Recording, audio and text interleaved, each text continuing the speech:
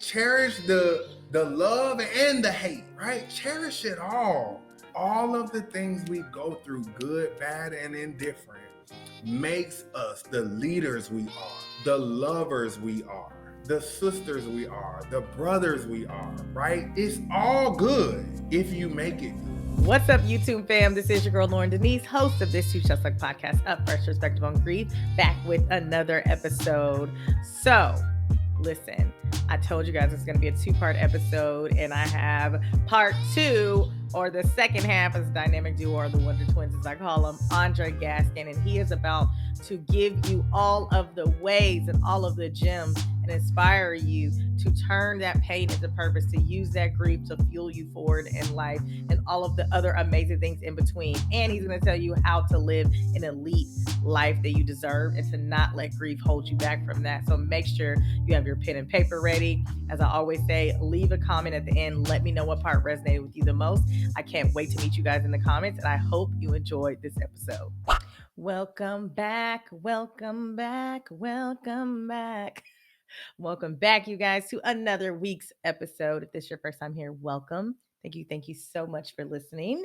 This is not your first time, and you are a loyal listener. I love you so much. I love you all so much. And so on this episode, I promised you guys I was going to give you a two-part episode of the Wonder Twins, the dynamic duo of Client Attraction University. And I have one of my favorite human beings on, Aundrae.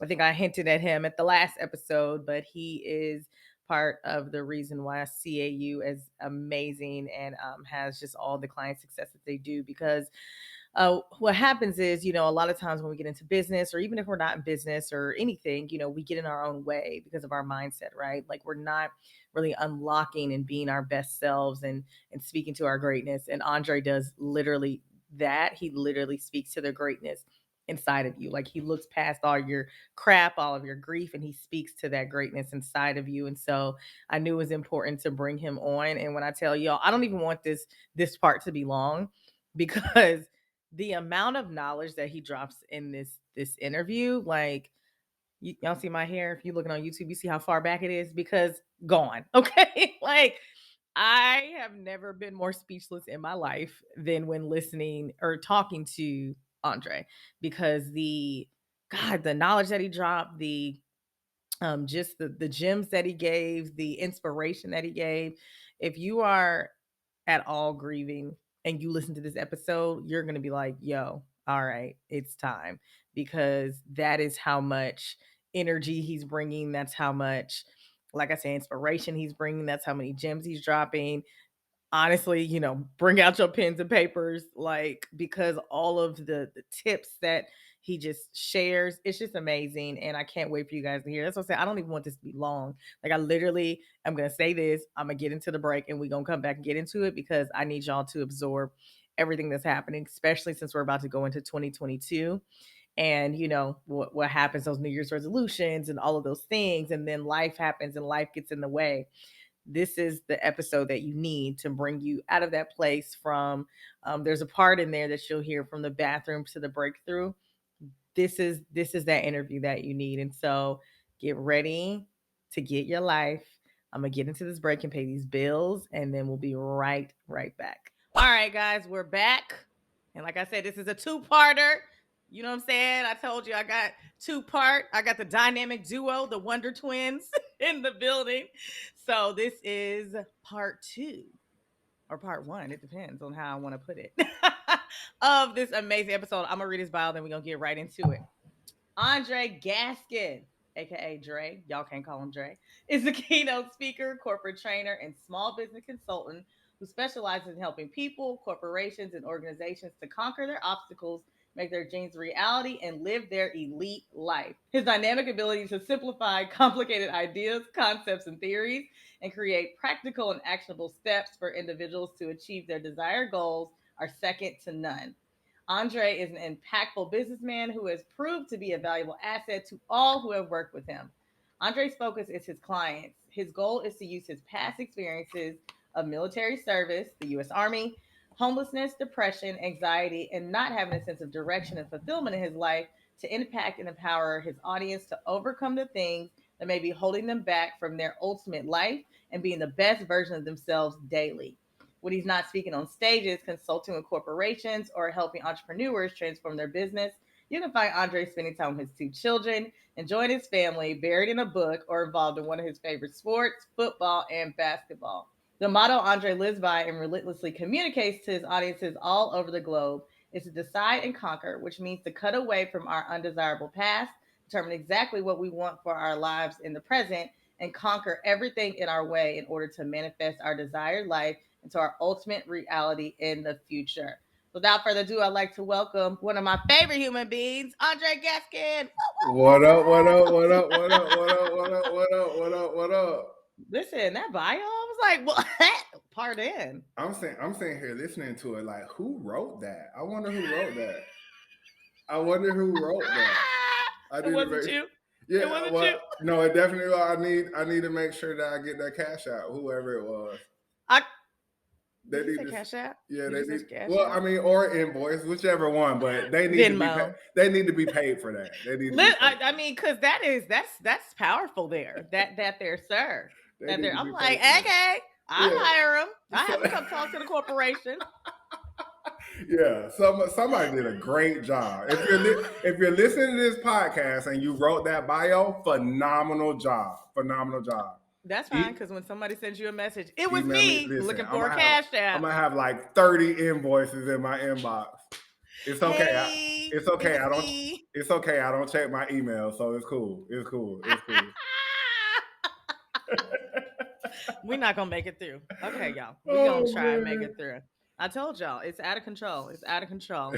So Dre, first of all, thank you for being here. For You know what sure. I'm Thank you saying? for having me. Part of the Wonder Twins. I'm just so excited for y'all to, we've talked about it before, and like I was telling Marquel too, I feel like so many people see the glory, but they don't know the story. Right. And they ask y'all about all the business and all the numbers and how you got $500 million in revenue generated for your clients, but it's like, what about you and Mm-hmm. how you got there? And Mm-hmm. obviously, I know you and I know a lot of things you've been through, and so I knew it would be helpful to other people who are going through or may go through, or especially people in business going through the same thing, because your Mm-hmm. story is powerful. So let's get on into it. Let's get it. I always like to ask. I know you've had a lot, so you can start wherever you want. If you could just start talking, your grief journey. What does that look like for you? Like I said, I know you have a couple different things, so we can dive all into it. But what does that grief journey look for you, and how it's made Aundrae who he is today?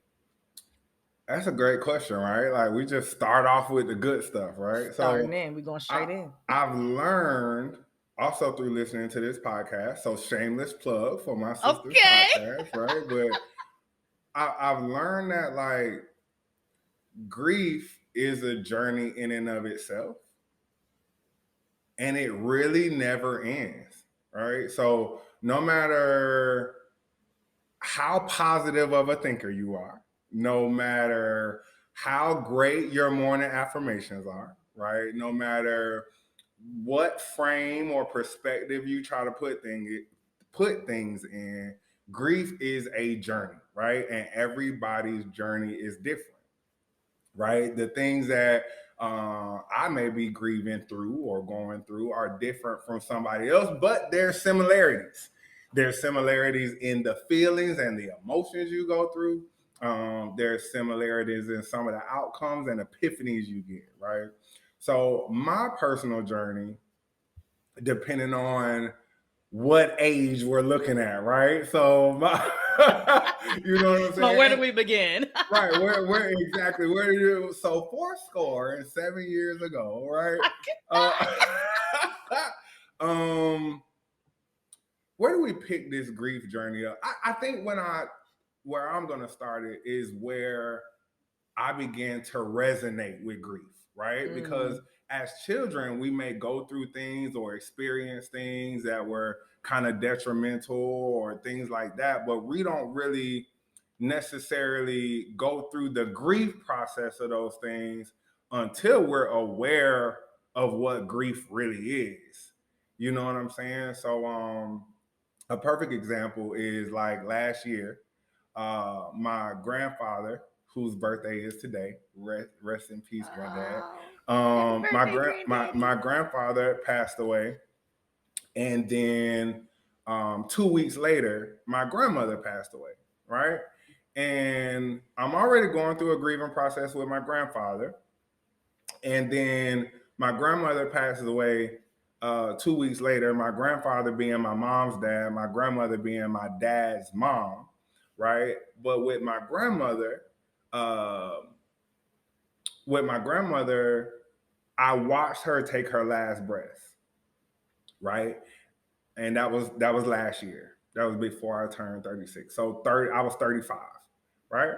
Um, And so I'm going through this process of grief, but I realize that it's so heavy on me because it's almost like I'm a 15-year-old again. And what I mean by that is when I was 15, I watched my grandmother, right, my mom's mom, take her last breath. And I realized that I never really healed from that.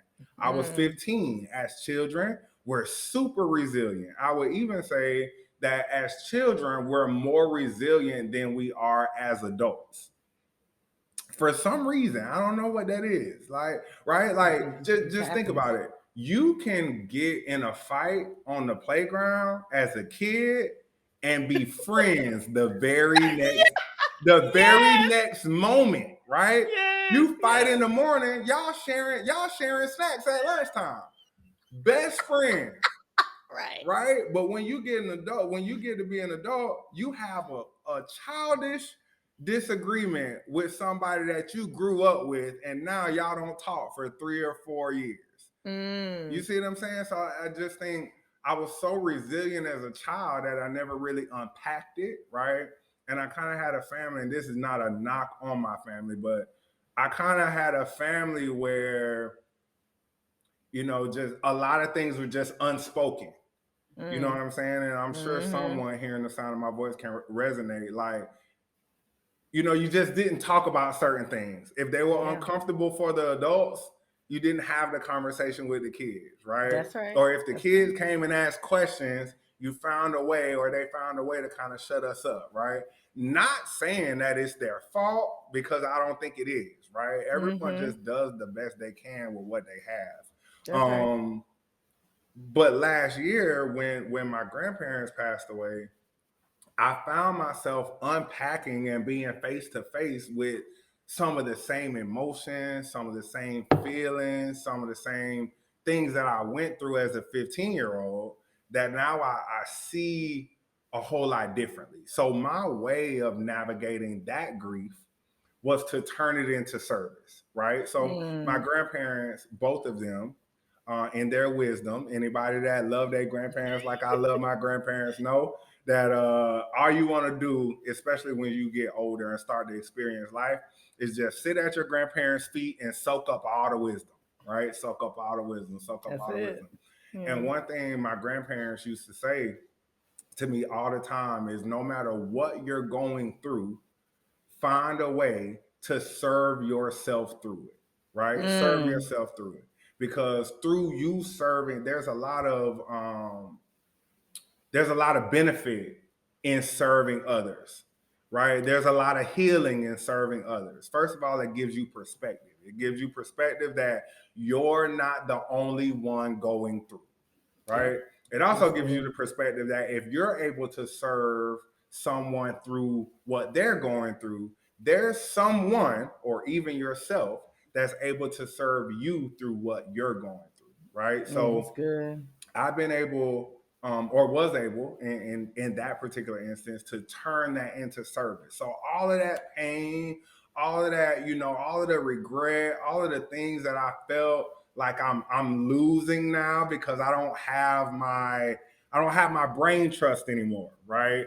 I was blessed enough to be able to grow up and have a relationship with all of my grandparents, right? And now I only have one grandparent left. You know what I'm saying? And that's a blessing in itself, to be honest, right? But being able to, number one, serve, and number two, just give a different perspective to this grief, right? this grief doesn't have to be my stumbling block. I can use it to be my stepping stone. I can Mm. use it to be stronger than I've ever been before. I can use it to be a better version of myself. I can use it to transform the lives of others. I can use it to share with others and give them another path and another way to look at what they're going through so that they can get to their greatness, right? So I think that's the biggest thing is just uh, all the things that I've been through. I think the grief process for me over the last 3 years is unpacking all those things over the Yeah. course, whether it be business, whether it be personal, whether it be relational, right? And finding out how can I turn this into a stepping stone and not keep it as a stumbling block. Dre, you talking good over here, Dre. No, that's good. I mean, because to your point, like serving, I love what you said. Like when you're serving others, it makes you understand and know that you're not alone in the process, Mhm. right? Like you're not the only one going through. But Mhm. what I do know, obviously, this is something that I'm doing, obviously, with this podcast, right? And it has been healing for me and for others because it's like, dang, all right, like, yeah, this sucks. Like, this Right. sucks. Right now during the holidays, it sucks. Not having my parents, it sucks. Not having your grandparents, it sucks. And so you you speaking real good over here. Yeah. But also to that point, I know there's people listening who are like, there's no way that I can turn that pain or that stumbling block of grief and change it. Like, how do you have the, I'll just say, audacity to serve others when you are struggling and every day wondering, like, questioning God and understanding like why these people and why did you do this to me, right? Like, how does somebody who's in that space of like, ain't no way I can serve nobody because I can barely get out of bed and serve myself. Like, how did you push through to be able to do that and be that person? Um, that's a great question as well. I think the biggest thing is just, a lot of time with myself. Mm. Right. And I know somebody heard that and they're like, spend time with me right now. Like I Right, don't even want right, to be around me, right? But right. I think when you spend time with yourself and you spend time plugged into the source, whatever the source of your power is, for some of us, it's God and the word of Jesus Christ. For some, it's Allah. For some, it's Buddha. Whatever it is, right? I ain't judging you for whoever you follow, whoever you pray to, whatever the case may be. One interesting thing about spirituality is no matter who you follow, they're all pretty much saying the same thing. Mm-hmm. They're all That's pretty right. much saying the same thing, right? Which is you were created to be strength for others, Mm. right? And through that strength for others, you find strength in yourself. So to answer your question, um, I had to be I had to learn to be. So it is a process, right? But I had to learn not to be selfish about the things I was going through, Mm. right? I come to understand that in life, our problems aren't even for us. For sure. Our problems aren't even for us. Our problems are for us to learn what needs to be learned so we can share with someone else, right? And as much as we want to, those things will not pass from us, right? Again, I told you, I personally believe in God and His Son Jesus Christ, right?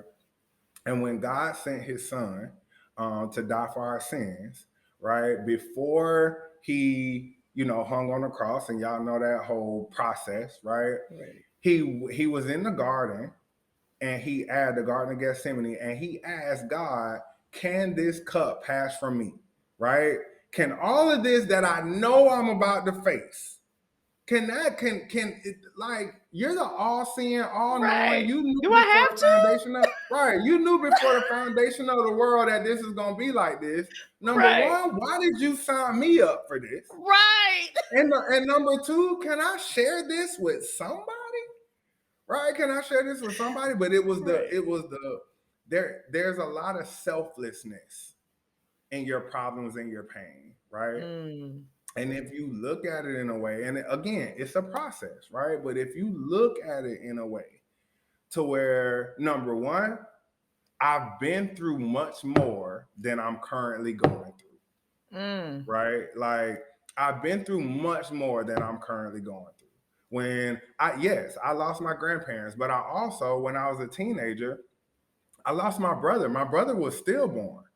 My brother, my brother was stillborn. They were gonna name him Armand, right? And if you know, that's my son's name. My God, I'm about to cry. I Sorry. named my son Armand, right? It's But like, like there in all of your problems, if you come to a place where you understand that you deserve not to be so selfish with your problems. You deserve not to be so selfish with your grief. You deserve to share that with somebody. It may be a therapist, right? It may be a friend. It may be just you in the mirror, right? But you deserve to share that with somebody. And as you get used to sharing, as you get used to being more transparent with your tragedies, right? You can then turn those tragedies into triumph. You know what I'm saying? So my recommendation would be spend time unpacking those things. Why Ask yourself questions like, why do I feel the way I feel? Right? What is it about this particular situation that has me thinking the way I think, or approaching things the way I approach them, or has caused a change in my attitude, right? Ask yourself those questions and then start to develop answers as to how you can change those things, right? And then be patient with yourself. Be patient with yourself, right? Grief and getting through grief, overcoming grief, conquering grief is a process, right? And that process could be days long, weeks long, months long, years long, decades long, that's right. right? So that's one thing. The other thing is I always try to find power in my problems. Again, how can I leverage this so that it empowers me and it's not a crutch for me? Right? How can I leverage this? For example, ever since my grandparents died, every day I try to remind myself of something they told me or something I watched them do that I can use as empowerment. I'll give you an example. My grandfather was from a little town in Alabama. I don't even remember the name because he always called it Plum Nelly. Plum Nelly. Plum Nelly. Like, Sounds so like a town in Alabama yeah, on Country but Show. that's not the name of the town, but he called it Plum Nearly. So Plumnearly. Plum Nearly. He said, and I'm like, Granddaddy, what is Plum Nearly? And he like, is plumb out the city, nearly out the country. Oh, I tell Well, Granddaddy, I'm using that. That is them funny. old folk. Them That old is, folk. They come up because with I some say good stuff. Bumble Child, but Right. now I'm saying Plum Nearly moving forward. Right. So one thing, my granddaddy was incredibly resourceful. Incredibly resourceful. So he was a fisherman, right? And one day, and not only was he a fisherman, but he used that to make money. So when we went out on a boat and we went fishing, the catch, some of it we would cook and eat, but some of it he would sell, right? And he realized that it was cutting into his margins for him to have to buy worms, to have to buy bait to go fishing. So my granddaddy bought a tub, like a regular tub that's in your bathroom. He put it outside, he filled it with dirt, he bought some worms and started breeding worms. I know that's right. My grandfather started breeding Go worms, ahead. right? So from that, I always take, and of course, he's able to take the worms, he had made an investment to breed the worms, but now the worms keep replenishing themselves. So now he doesn't have to pay for worms. he can leverage the worms, of course, to catch the fish, and now he can make more money on the fish that he sells. Right? I know that's Incredibly right. resourceful. My granddaddy always was creating something. He was always fixing something. Right? And so from that, I've always taken this place of I always have enough. Right? My problem is never a lack of resources, but a lack of resourcefulness. Right? My grandmother, right? My grandmother used to have this little. It was a little thing. It was built like a. It was like a little plastic container, and it was in the shape of a loaf of bread. And in the loaf of bread was Bible scriptures, like our daily bread, right? Were Bible scriptures. Adorable. And probably from the time I was about 5 to the time I was about 12, she would always have me remember and recite these Bible scriptures. Your grandparents don't play that. And they'll get you some holy Right. water if you don't And act so, right. but not just not just recite them in front of her in the living room, but then because my grandfather was a pastor growing up. My dad became a pastor when I was a teenager. My auntie's a pastor. Like I got a family full of pastors, right?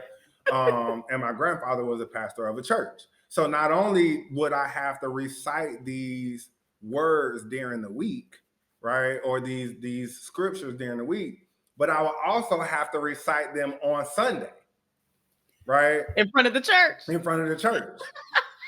So there's never a day when I get like when people, talk about how I speak and things like that, what they don't understand is my grandma put that in me when I was 6 years old. I've been speaking since I was 6, right? So it's just every day I try to find a way to turn that pain into something positive so I can use it not for just the benefit of myself, but the benefit for everyone around me. Oh my God. So good, Dre. So good. I didn't know you was out here reciting to the church. I thought, Girl, on the sunshine choir. Jesus. If y'all don't know what the sunshine choir is, you ain't grow up in the old school Baptist. The baddest child in the church. Yeah, preachers' kids are always bad. Listen, the baddest Yeah, that's child a in the known church. fact. Just Yeah, got that's a known fact. all types of things going on. Yeah, that's a known fact. Preachers' kids are the absolute worst. Every preacher's kid I met, I'm like, oh, you're sent from somewhere else. Cool. Yeah, because I mean, Jesus will take care of it in his own time. Y'all, send help. But everything you said was so good, and it made me think of what is that little? It's like one of those little memes going around. It's like God will turn your mess into a message, your test into a testimony, and your what'd you say? Your triumph into a triumphance. You know Your what I'm saying? tribulations in the triumph. Yeah. That part. So no, I mean everything you said was amazing. Like just looking for something within that pain to turn it into positivity. Because I think a lot of times we get so stuck in that pain and we're like, why me? Why would you do this to me? Why would I have this loss? Even if it's not a loss of someone. And I think that's the biggest thing. People assume like you have to have this huge like traumatic loss, and you losing a job can be traumatic, you losing a friend can be traumatic, whatever it is, right? And so I want to dive a little bit further into your past. And because I remember vividly at an event and you were talking about you being in a bathroom and you were about to do something in that bathroom. And I know there's somebody listening who may be struggling with that. And I want you to talk a little bit about that and like kind of really, because like seeing you now and knowing you now and the amazing impact you've had and the amazing impact I know you're going to continue to make, I know somebody's in that bathroom right now, right? And so I want to help them out that bathroom to get them to that impact. So if you can just talk about that moment, Yeah, so it was the beginning of 2016. It was the beginning of 2016. Been running my business for quite some time at this point, right? starting to get some traction, making some pretty good money at times, right? It definitely wasn't consistent at all.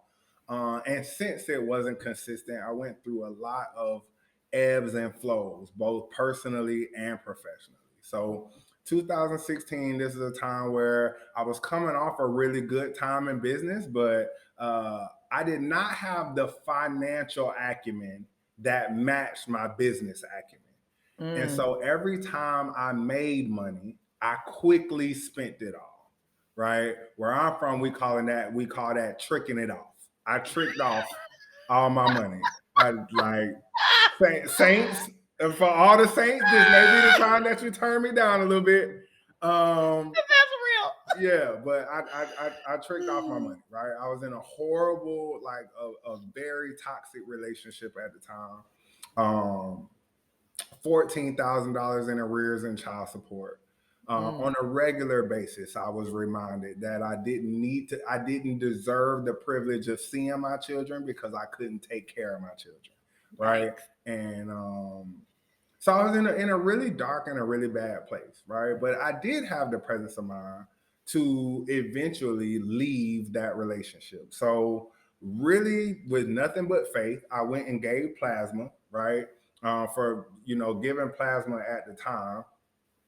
Basically, if you don't know what giving plasma is, like they take your blood. So it's like you go to a blood bank. They take your blood. They put it in this little machine that basically spins the blood around really, really fast.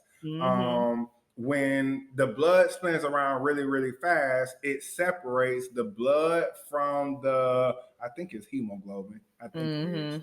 And then they use that hemoglobin, for whatever reason. I don't know what they really use it for. Anyway, I got paid something like 45 or 50 I was gonna say, I think it's $50. Yeah, I think I got like 45 or $50. All I remember is it was enough to buy a Greyhound ticket, right? So I bought a Greyhound ticket from Jacksonville to Tampa because I decided I'm gonna leave this relationship while my girlfriend, because not my girlfriend actually, but while my son's mom, because that's who it was, while my son's mom was at work, I packed up all my stuff, packed up all my suitcases, and I went to Tampa, right? I actually, at the same time, text my business partner and told him, like, hey, I'm moving to Tampa. And he was like, all right, well, that's cool, but where you gonna live? And I'm like, I don't know. I'll figure that out when I get there. So I get to Tampa, and basically, exactly what I told him I had to do, I had to do. I had to figure it out. So for a few months, I basically lived on the street, lived in, different park benches, bus stops, whatever the case may be. And then I decided to get smart because it was starting to get a little bit cold, even in Central Florida. So then I decided to get smart. I realized that the area that I pretty much stayed around was right next to the airport. So there were a lot of hotels, and I had a lot of suitcases. Those suitcases had clothes in them. So during the day, I would dress up, semi-professionally, and I would move my suitcases around. I would kind of go to the hotel. Like at the hotel, a lot of hotels, you can like give them your bags to hold before you go to the airport or whatever. So I would kind of check my bags into them so I could move around during the day without having my bags. But at night, I would get my bags and I would go. It was a DoubleTree Hotel on Cypress Street in Tampa. And I would take my bags, looking like a traveler, and I would make my way to the back of the hotel. In the back of the hotel was a bathroom on the first floor that was kind of like away from everything else. And I had peeped the place out for weeks. So I knew that nobody really went back there, right? And so I would go back there and I would basically sleep in the bathroom every night, right? I would sleep in the bathroom, like kind of sleeping on my back, but my foot would be towards the door. So just in case I heard, and the door opened, like when you open it, you pushed it in. So I would sleep in a way to where my feet were right by the door. So if somebody tried to open the door too fast on me and I didn't hear it, it would like hit my feet, wake me up, and then I could pop up and pretend like I was getting ready for the day or whatever the case may be. So I did that for a couple of weeks, and then I finally just really sunk into like a even deeper depression than I was already in, right? A deeper depression than I was already in. Got to a place one day where I got my hands on a revolver. I'm drugged up because I'm taking a lot of antidepressant meds at this point. So I'm taking meds I'm taking like, Zoloft and like all these different drugs, right? Mm-hmm. For stress, for anxiety, for PTSD. I used to have night terrors really bad. So I'm taking about like 7 or 8 medications every day that really are affecting my entire mental state. Mm-hmm. Um, and in one moment, one day, I came to the conclusion. I had the great idea that I was gonna kill myself and do everybody a favor. I was gonna do myself a favor because if I kill myself, then I don't have to keep living with this constant cycle of failure, right? I just felt like I just couldn't understand why I was so intelligent. I had all these skills. I had the ability to be able to make money in abundance, but I would lose it, right? I didn't feel like I was making anybody proud. I was ashamed of myself, so I wouldn't spend time with my family. I felt like my family was ashamed of me. Um, I felt like my kids were ashamed of me. So I decided one day that I was just gonna end it, right? It just wasn't worth living anymore. So I sat in that bathroom with a revolver to my head, and I can almost, and I told this story, I tell this story a lot, right? But I could almost hear it in audible, right? Like these words being said to me. And the words were, are you gonna be a coward or are you going to conquer? Mm.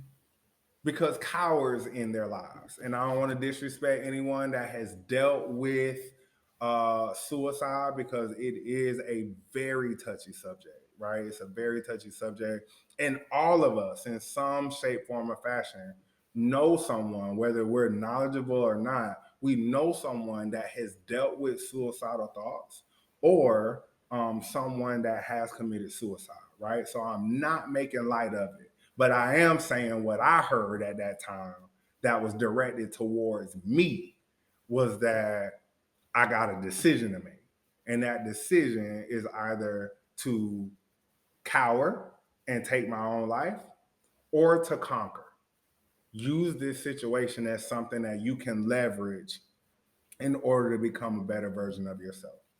So right there in that moment, I kind of like sunk down on the wall. I'm sitting on the ground. I'm in tears.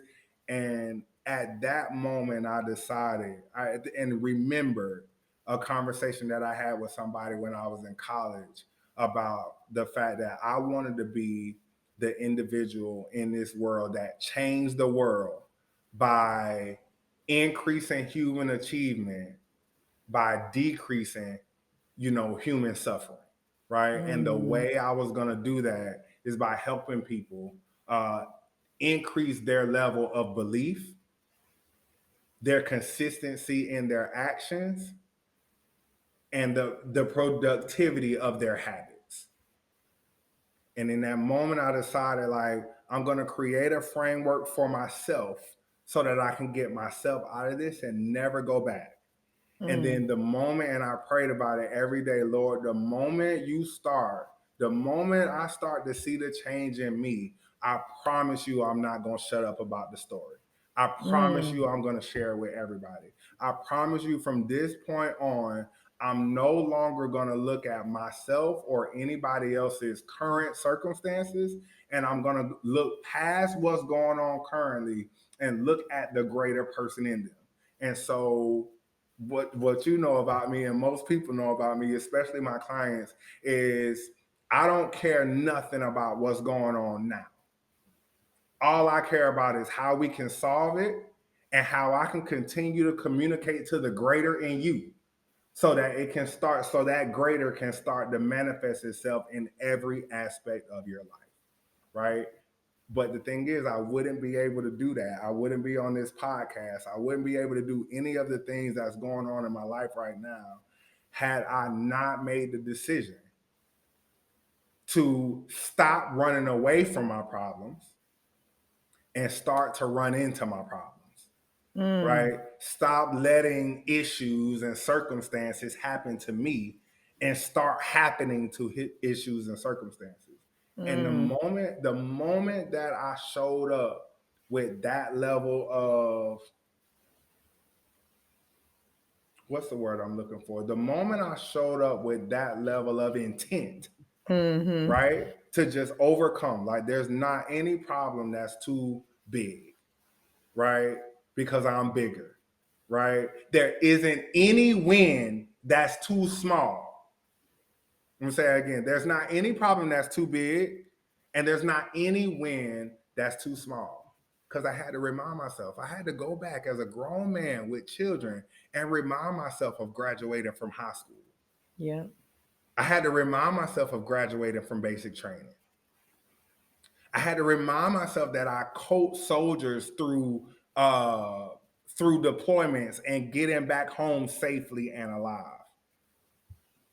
Right? I had to remember. I had to remind myself of when my son's mom was pregnant with him.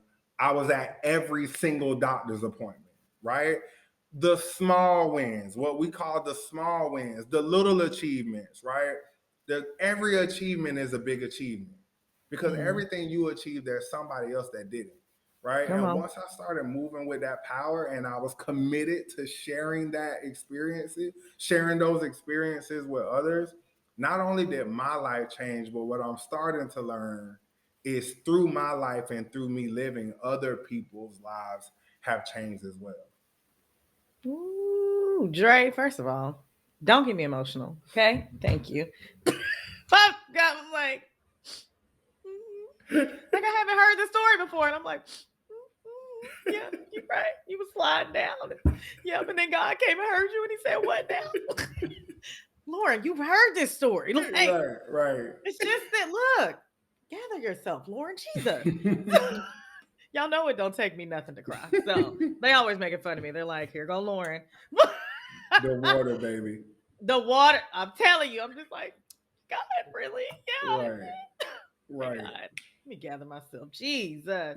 Dre, you speaking some facts. Look, I really am like struggling over here. Like, you are speaking some. I feel like that was for someone who's in the bathroom to the breakthrough. Like, that is what they needed for that to happen. Because that story, that triumph, what you said, like, by you walking in that power, you're impacting others. And I know a lot of times with grief, it feels like the power is sucked out of us, and we feel like we have nothing left, and we're depleted, and we're alone, and we're all these things. But you chose to say, you know what, like, I'm gonna take that, walk in that power, and I'm gonna share it over and over and over again until I can help somebody be their greatest self. So thank you for sharing that story. Look, Yeah, Loryn, no I am problem. really like, I don't know why I'm like this. So I want to talk about, your transition into, like you said, you were in business for a while, you were doing cool. And then, that happened, and now you walk into this greatness, right? For those people who are thinking about starting a business, who are entrepreneurs already, because I'm sure a lot are listening to this, how do you walk in that? Like, how do you, I know it's a decision, right? But like, how do you truly walk in that and speak to that person and their greatness inside of them?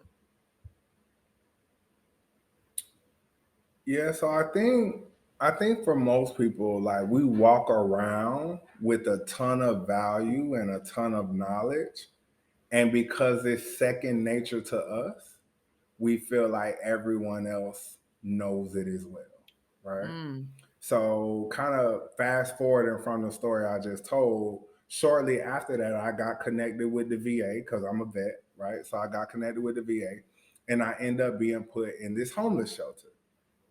Ironically enough, the homeless shelter was basically full of people that were drug abusers and suicidal, ironically enough. Um, but while I was there, while I was in this homeless shelter, I started kind of like being on Facebook more and things like that, and kind of like just sharing things. Definitely not sharing what I was going through because nobody knew I was Yeah. homeless and all that. You But on Facebook in a homeless shelter yeah, sharing. That's just kind of crazy. sharing things, and Yeah. somebody reached out to me that was struggling in business and really wanted to leave their job. It was a really it was a very tumultuous situation at their job, right? They were Yeah. going through a lot of different things at their job, and that was, of course, affecting their personal life. Right. And so ended up agreeing to coach them for free, right? Ended up agreeing to coach them, and gave them information that, number one, I was actually, using on myself at the time. And number two, some things I knew worked, right? So, marketing advice or whatever, but mostly just how to navigate what's right in front of them, right? Their limiting beliefs, right? Their problems, their turmoil, all those things.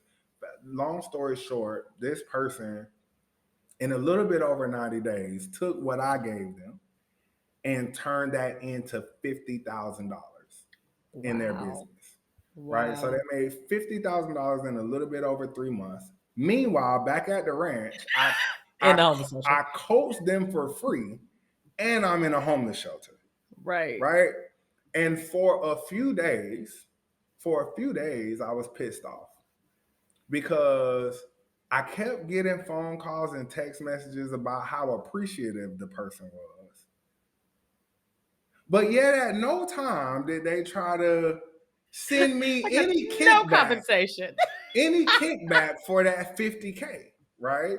Ain't even get a Starbucks gift card. Yeah, right. From that, I learned a few valuable lessons that I keep every day in life. Number one, we walk around with billions of dollars. That's billions with a B. We walk around with billions of dollars of value, right?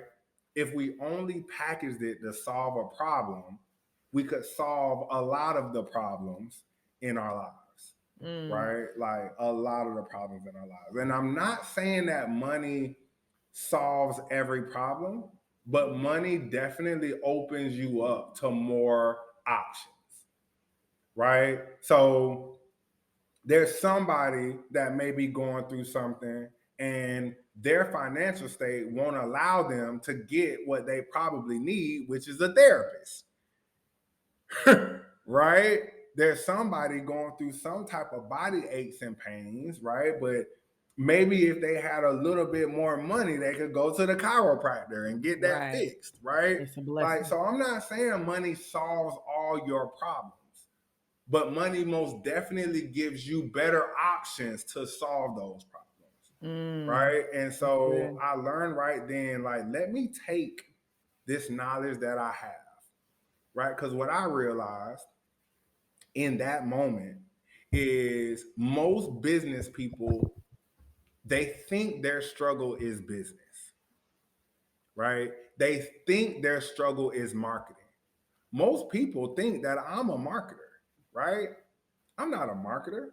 Definitely Right? not. I build businesses for a living. Come on. I'm just a marketer on social media, right? But how I help people build businesses is by showing them how to build themselves, right? Because you can't lead a company if you can't lead you, right? You can't show a company how to hit their goals for the year if you don't know how to hit your goal for the day, right? Like you can't facilitate workshops if you can't facilitate your own life. Right? You can't manage people if you can't manage your own affairs. So business growth, and this is why I say to all executives, business growth starts with the number one business, and that is the business of you. If you can't manage you, If you can't develop you, if you can't be productive, then you don't have no business trying to do it in a business. Does that make sense? So First like, of all, I just learned to package the knowledge and solve the big problem, and help people become aware of their big problem. Your big problem mm, isn't that you have a lack of leads, right? Your big problem isn't you have a cash flow issue. Your big problem isn't that you don't know the right strategy. Your biggest problem isn't that you haven't found the right coach. Your biggest problem is you're focused on all the other things other than your own development. And the marketplace is willing to let you continue to move blindly because they make more money that way. However, if you work with individuals like me, I say individuals with the S, but there's really only one person like me, and that's me, right? okay. I can you we can work together to give you the personal development plan or the executive development plan so you can start to move towards having an elite life. And when you're moving towards having an elite life in every aspect of your life, now your business can grow because you're not just focused on fortune, you're focused on fulfillment. And when Ooh, you're focused on fulfillment, you can enjoy the fortune so much more. Dre. I told you you a wordsmith. I don't know if you might be you might have been a rapper in your past life. So Definitely was not a rapper in my past. I was gonna say, let me find out you got a mixtape floating around Jacksonville somewhere. You know, somebody always got a mixtape about. Well, you know, back in the day, you know what I'm saying? I did a little something. Yeah, a little something, I feel like something. that. I feel like that's you. I feel like you got a secret mixtape out there, and I'm gonna find it. Don't worry about it. I'm gonna ask Armand. Armand, your daddy got a mixtape. Definitely not. I can talk to you all day, so I'm gonna just ask you two more questions. We'll What's be up? here all day, all What we night. got? You talked about that elite life. I love that. Can we dive into what an elite life looks like? What does it mean for somebody's like, I want an elite life, but what is that for real? I knew you were gonna ask me that, so I get my notes out every time. Predictable. I So get that. I predictable. knew you were gonna ask me that. I knew You're you were so gonna ask me that. predictable. So straight up. So So that's predictable. a great question. So when it comes to an elite life, you live an elite life by living a 10, right? On a scale of 1 to 10. So I always ask my clients on a scale of 1 to 10, one being the lowest, 10 being the highest, how would you grade your level of satisfaction in these areas, right? And the Mm. areas are self image, business, finance, or you can call that wealth, social and friends, right? Family, love, recreation, contribution, personal growth, and spirituality, right? So, in those areas, because if you think about it, everything that you experience in life falls under one of those categories. Yeah. And your level of fulfillment in life comes from your satisfaction, your level of satisfaction in those categories. If you're not very satisfied in those categories, you're not very fulfilled in those categories. And if you're not very fulfilled in those categories, you're not very satisfied overall, right? So the goal is to look at those categories and grade yourself. Look at where you currently are and your level of satisfaction in those areas. Sometimes it's a 3, sometimes it's a 5, sometimes it's a 7, whatever it is in any category. And then we focus whether I'm working with executives that are looking at this in when it comes to their business, right? Whether I'm looking at, start with working with startup entrepreneurs that want to get their life on track so that they can get their business on track, right? And become that executive. Whatever the case may be, we're looking at those areas because grading yourself in those areas allow you to be the number one thing that leads to abundance, and that's aware. Mm, hmm. Once you're aware of things, good, bad, or indifferent, if you decide to, because that's a big deal, if you make a decision, right, you can elevate in each area that you choose to. And the more you elevate, right, the more fulfilled you become. And they all kind of go together, right? So if you're a 3 spiritually, you're probably not more than a 5 financially, right? If you're a 2 in self image, nothing else is probably more than a 2. And if it is, you're faking it. Oop. Right? Because you can't consistently operate in a manner that is inconsistent with how you see yourself. Right? That's good, So, that's good. so if you see yourself as a 2, you can sit on the phone with me all day long and tell me how you want to make $50,000, $100,000 in a month. You want to become the next millionaire, but you don't really believe that because you see yourself as a 2. You see what I'm saying? So living an elite life is number 1, awareness, right? And then awareness of where you are in your level of satisfaction in your life in those categories I just mentioned and overall, right? Secondly is an increase or elevation in your beliefs, right? Our beliefs drive everything that we do. Our beliefs drive everything that we do. So if your beliefs aren't congruent with what you want or what you desire or your ability to get there, then you'll never get there, right?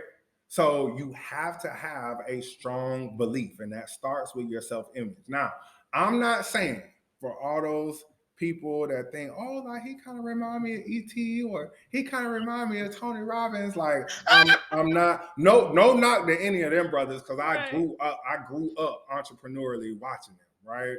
However, you can't just think yourself to greatness, right? So once you have the beliefs allow you to adopt better actions, right? So once I believe that I'm a 10, or once I believe that I have the ability to operate at a 10, and I'm aware of where I am now, and I have a plan in order to get to a 10, now I can execute on the proper actions on a daily basis, consistency and predictably, in order to get there, right? And then once you have the proper beliefs, once you have the proper actions projected into the future are habits, right? And everything rises and falls. Everything in our lives, how we raise our kids, how we prepare our food, how we drive our vehicles, how we take care of ourselves, how we interact with other people. Everything rises and falls. One of my most favorite authors. Is I can't even think of his name right now. What's my guy name? He's my favorite author, and I can't even think it. John C. Maxwell, right? I was like, I'm So like, one of my favorite. I know you was trying to help me. You so like I helpful. was like, one of my favorite authors is John C. Maxwell, and John C. Maxwell says everything rises and falls on leadership. Aundrae Gaskin says, everything rises and falls on your beliefs, your actions, and your habits. Because if you don't believe, you don't act, and you don't have the habits that move you forward, then you'll always move backwards, right? If you don't have the proper beliefs, actions, and habits, you can't be a proper leader, right? So yeah, that's what living an elite life is. Living an elite life is installing because everyone comes without them. This is a batteries not included type situation, right? This is a batteries not included type situation. You got to go get them yourself. Right, gotta purchase something. You got to purchase them on your own, right? But once you install the proper beliefs, the proper actions, and the proper habits into your life, the way you see things, the way you view things, you will live. You don't have no choice but to live an elite life. So it all starts with awareness. And then from that awareness, you learn to build the proper beliefs, actions, and habits in order to be a better person every single day. I don't have anything to say.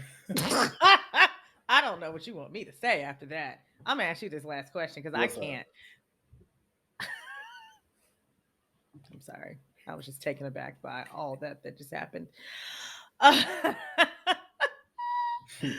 always like to ask as my last question, and we're getting close to the end of the season with this interview. So I'm so grateful because it's happening at the end of the year, and people need to use this to get them into next year.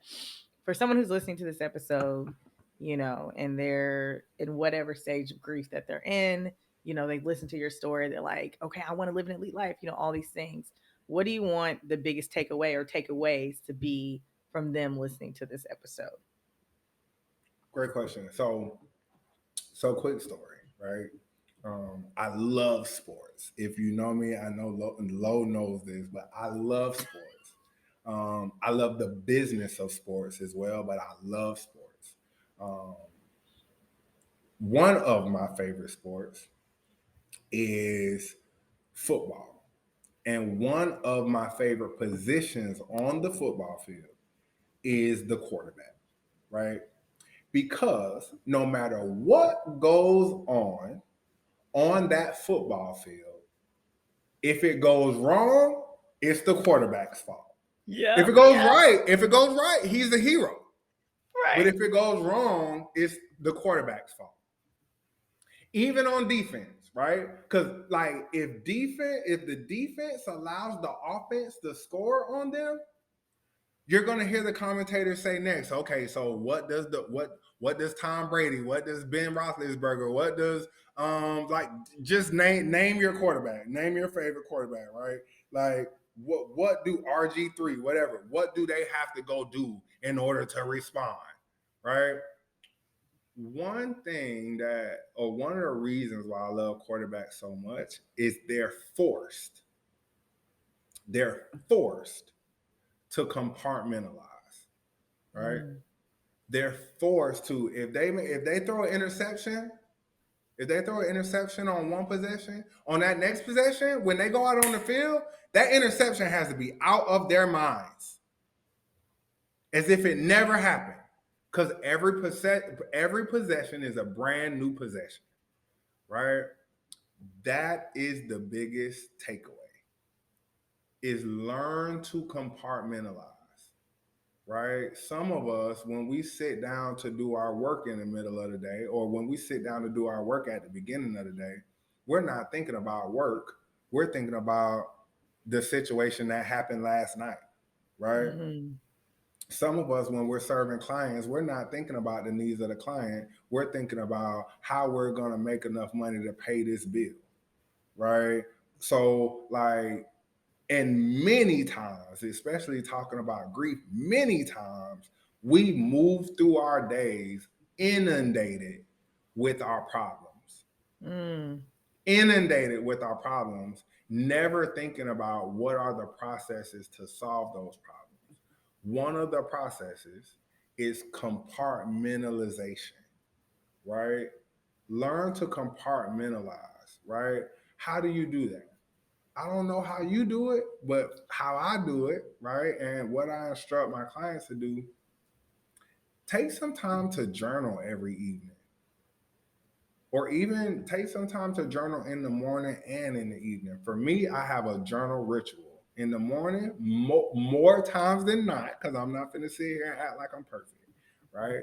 More times than not, I sit in the middle, well, at the beginning of the day, before I even get started with anything else, and I journal. I journal three things, right? How do I want the day to go? What possibly could go wrong? And if it does go wrong, how can I solve it? Mm. That's good. Because most of the time when we wake up, we're anticipating the next problem. We're anticipating the next thing going wrong. Right? So what if you were already prepared, you already have written, you already have a mental plan for if a problem arises, this is how I'm going to solve it. Now you don't have to worry about it. Right? Compartmentalizing. When it's time to work, that's what you're focused on. When it's time to play, that's what you're focused on. When it's time to love on your kids, that's what you're focused on. I have a really good friend that she obsesses about presence, right? Not presents like gifts, but presence, being in the moment and just being, right? Like she'll be with her kids. I'll maybe like text her or give her a call. She texts me back with the kids. Call you back. With my brother, with my sister, call you. You know what I'm saying? Like having that amount of being able to compartmentalize and be present, right? That quarterback, when he snaps that ball in that new possession, right? He can't afford to think about the interception. Right? A lot of times you'll see after a quarterback turns the ball over, the coach will call the same play. If he threw an interception, he'll call a pass play to get that confidence back, right? So the biggest takeaway, first one is compartmentalize. The second thing is cherish every possession, right? Cherish every possession. They're not going to be great, right? Every possession ain't going to be great. There are going to be days in business that were horrible. You can't wait to get them over with, right? You cannot wait to get the day over with. But if you sat down and you recapped on that day, there's probably a lot of lessons in that day that can make you better, right? The moment when you're watching a football game and you see a quarterback turn the ball over, you watch him on the bench, he's going through that play on his tablet immediately. Going through that play, because what can I learn? Cherish the good and the bad. Cherish the gains and the losses. Right? Cherish the love and the hate. Right? Cherish it all. Because when you're able to look at it all holistically, all of the things we go through, good, bad, and indifferent, makes us the leaders we are, the lovers we are, the entrepreneurs we are, the sisters we are, the brothers we are, right? It's all good if you make it good. So yeah, those would be my 1 and 2 takeaways. Learn to compartmentalize consistently, right? Compartmentalize consistently and cherish every possession. I'm just gonna end it right here, cause sir,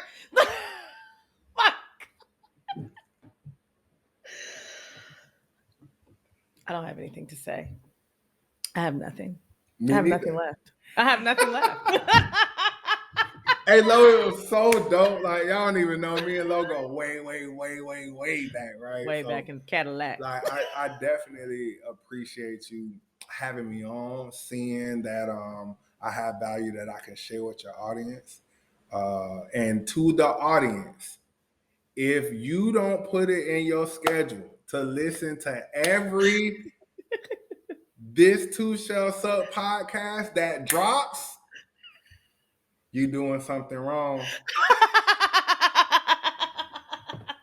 He ain't lying. No, JK. Dre, I'm just speechless. I'm sorry. Thank you so much for being here. Sure.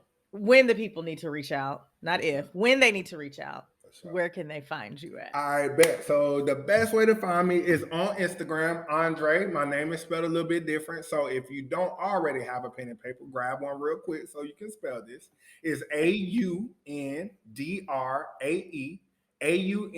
AUNDRAE, V Gaskin, Gaskin. So AUNDRAE, V is in victory, Gaskin. GASKIN. Hit me up on Instagram. If you hit me up on Instagram and you came to me from this podcast, make sure you jump inside my DMs and just saying this too shall suck. Or they can do TTSS, Is whatever that you what it want. is? I mean, it doesn't matter. You know, sometimes TTS. people don't spell right. Yeah. TT. Ooh.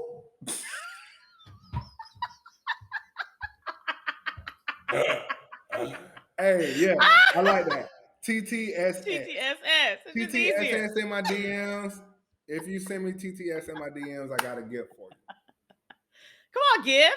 Yeah, I got a little gift. You know, we like gifts around here, y'all. Dre, honestly, like this was amazing. Yeah, Just the value, the inspiration, the honesty, the transparency. You're my last guest of the season. So for hey, you to, I know, right? For you to come in, you know, we're about to enter 2022 and to just come and just speak so much life. Just thank you. That's all. for sure, Just thank for you. sure, for That's sure, it. for sure, That's for it. sure. You know, you anytime. Anytime. And I applaud you. I applaud you. See, this is why y'all need to listen to Lo. I applaud you because you saved the best for last. Okay, I'm getting to my wrap up, guys. Bye. Y'all, I don't think I've ever been more speechless in my life.